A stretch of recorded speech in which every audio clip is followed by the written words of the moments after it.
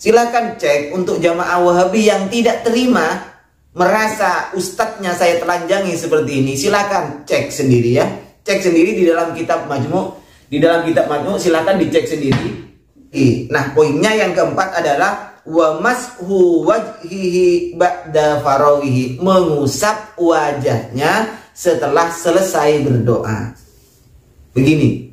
Nah, ini apa namanya kalau bukan berbohong? Ini apa namanya kalau bukan pengkhianatan ilmiah yang dilakukan oleh Zainal Abidin LCMA ini terhadap ulama Syafi'iyah yang bernama Imam Nawawi rahimahullah. Bismillahirrahmanirrahim. Assalamualaikum warahmatullahi wabarakatuh. Alhamdulillahi rabbil alamin. Wassalatu wassalamu ala sayyidina Muhammadin asrafil mursalin wa ala alihi wa sahbihi ajmain, amma ba'du. Sahabat-sahabat Aswaja yang dirahmati oleh Allah subhanahu wa ta'ala yang saya hormati, kali ini saya akan merangkum dari beberapa konten yang telah saya upload tentang pengkhianatan ilmiah yang dilakukan oleh ustadz-ustadz Wahabi.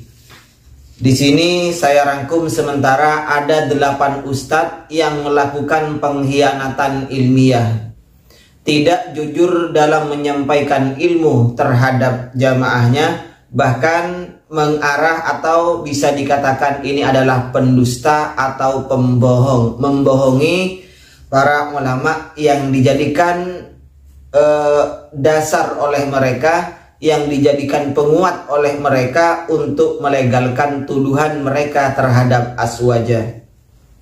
Yang pertama adalah Ustadz Badrus Salam LC, dan yang kedua adalah Ustadz Farhan Abu Furaihan LC.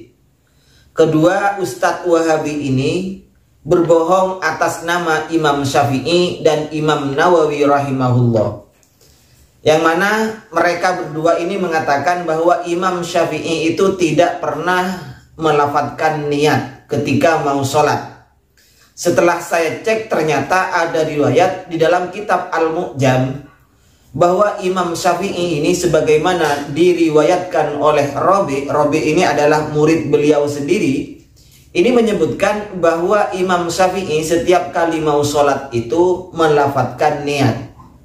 Bagaimana lafadz niat yang diucapkan oleh Imam Syafi'i yang didengar oleh muridnya yaitu Rabi? Beliau setiap kali mau sholat mengatakan Bismillahi muwajjihan li baitillah muaddiyan li fardillah azza wa jalla Allahu Akbar. Itu lafadz niat yang diucapkan oleh Imam Syafi'i setiap kali mau sholat. Bismillah dengan menyebut nama Allah, muwajjihan li baitillah, saya menghadap kiblat, menghadap Baitullah, muaddiyan li fardillah azza wa jalla, melaksanakan fardunya Allah subhanahu wa ta'ala azza wa jalla, baru Allahu Akbar. Ini yang diucapkan oleh Imam Syafi'i. Terus mereka berdua mengatakan bahwa Imam Syafi'i ini menyalahkan ashab Syafi'i, menyalahkan ulama Syafi'iyah yang mensunnahkan talafut bin niat. Bahkan Farhan Abu Furaihan ini telah disalahkan sendiri oleh guru beliau. Cuman sayangnya si Farhan Abu Furaihan ini tidak terima disalahkan oleh gurunya. Bahkan gurunya mengatakan, malu jamaah kita, malu. Ini adalah berbohong, gagal paham yang sangat parah. Sampai begitu gurunya menyalahkan Farhan Abu Furaihan yang gagal paham terhadap redaksi yang dibaca di dalam kitab Imam Nawawi rahimahullah. Jadi pada kesimpulannya, setelah saya cek, ternyata Imam Nawawi ini bukannya menyalahkan ulama Syafi'iyah yang mensunahkan mengucapkan lafadz niat ketika mau sholat dan lain-lain sebagainya.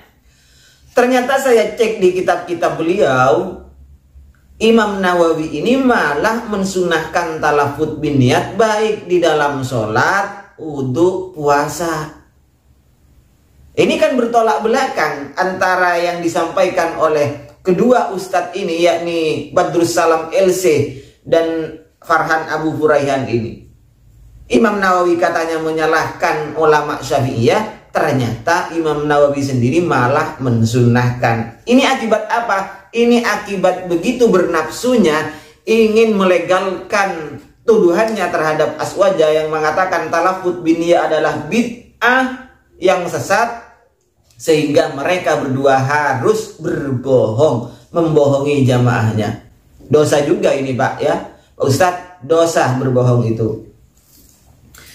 Terus yang ketiga adalah Ustadz Zainal Abidin LC. Kalau tidak keliru ada tambahannya lagi MA titelnya ya.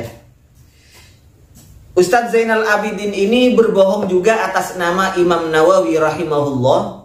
Ketika Zainal Abidin ini ditanya oleh jamaahnya tentang mengusap wajah setelah sholat atau berdoa, maka dengan tegas di situ Zainal Abidin ini menjawab bahwa Imam Nawawi rahimahullah membid'ahkan orang yang mengusap wajahnya setelah berdoa. Benarkah demikian ini? Saya cek di kitab beliau, di dalam kitab Majmu', kitabnya Imam Nawawi sendiri ini, beliau malah mensunnahkan mengusap wajah setelahnya berdoa. Silakan cek untuk jamaah Wahabi yang tidak terima, merasa ustadznya saya telanjangi seperti ini, silakan cek sendiri ya. Cek sendiri di dalam kitab Majmu'. Di dalam kitab Majmu' silakan dicek sendiri. Beliau Imam Nawawi mengatakan wa min adabid du'ai kaunuhu fil awqati wal amakini wal ahwali syarifati. Termasuk adab berdoa adalah berdoa di tempat-tempat, di waktu-waktu atau di tempat-tempat dan dalam keadaan yang syarifah, yang mulia. Wastiqbalul kiblati, yang kedua menghadap kiblat. Yang ketiga waraf'u yadaihi. Nah, poinnya yang keempat adalah wa mashu wajhihi ba'da farawihi, mengusap wajahnya setelah selesai berdoa. Begini. Nah, ini apa namanya kalau bukan berbohong? Ini apa namanya kalau bukan pengkhianatan ilmiah yang dilakukan oleh Zainal Abidin LCMA ini terhadap ulama Syafi'iyah yang bernama Imam Nawawi rahimahullah. Ini pengkhianatan ilmiah namanya. Terus yang keempat, pengkhianatan ilmiah juga dilakukan oleh Khalid Basalamah. Sama, ketika menjawab pertanyaan dari jamaahnya bahwa mengusap wajah, ini juga katanya tidak ada riwayat yang menjelaskan bahwa disunnahkan mengusap wajah. Ternyata setelah saya cek ya kan ada riwayat di dalam kitab yang diriwayatkan oleh Ibnu Majah dan juga diriwayatkan oleh At-Tirmidzi rahimahullah bahwa Rasulullah Shallallahu Alaihi Wasallam ini ketika selesai berdoa mengusap wajahnya. Ini apa namanya? Kalau bukan pengkhianatan ilmiah, mengatakan tidak ada riwayat yang menjelaskan bahwa Rasulullah Shallallahu Alaihi Wasallam itu mengusap wajahnya setelah berdoa, tetapi ternyata ada. Bahkan Ibnu Baz sendiri mengatakan bahwa bukanlah bid'ah mengusap wajah setelah berdoa atau setelah melakukan sholat. Ini bukanlah bid'ah, kata Ibnu Baz sendiri. Yang kelima dan keenam, dua orang ustadz ini juga melakukan pengkhianatan ilmiah, yaitu Ustadz Haris Abu Naufal dan Ustadz Dzulkarnain M. Sanusi.